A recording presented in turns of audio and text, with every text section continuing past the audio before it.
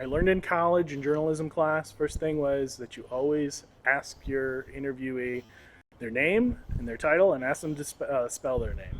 All right. Gary Sobernagel. I'm with Bel Air Sitework Services. I'm the president of the Western region for them. I'm also president of NUCA of Colorado, and I sit on the NUCA National Board, also on the AGC of Colorado Board, and the Specialty Contractors Board for AGC. My last name, Sobernagel, Silbernagel. Okay. Common sense spelling. Pretty simple. How many years have you been involved with this event?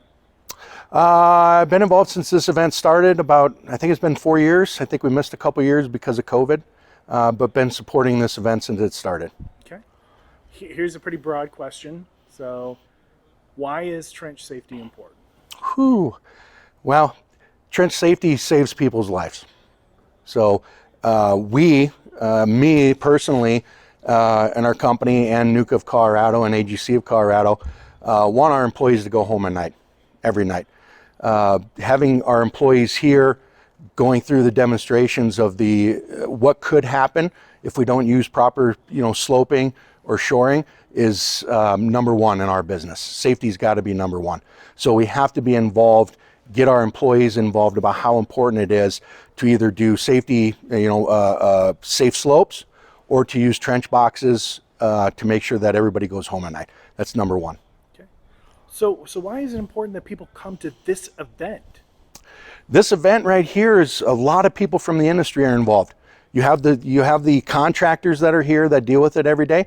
You also have the rental companies, the shoring suppliers that give us the proper tools to make it safe for our employees. And we also do things out here in the field. You'll see this afternoon where we actually bring out the rescue team and they do a trench rescue.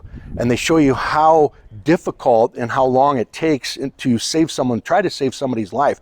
And unfortunately in trench collapses, it's very rare that they are able to save people's lives. So we're trying to get across to the industry, to our employees, that this is a dangerous situation. And when you have a trench collapse, most of the time people aren't going home at night. And that's something that is very difficult if you ever have to go to someone's home and explain to them that their husband, wife, son, daughter, whatever, is not going to make it home tonight. And that's something that none of us want to do.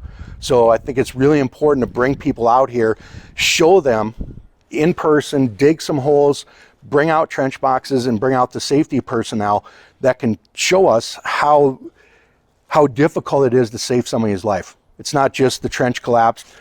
The fire department shows up 15 minutes later, the person's dug out and they're safe. That's not what happens.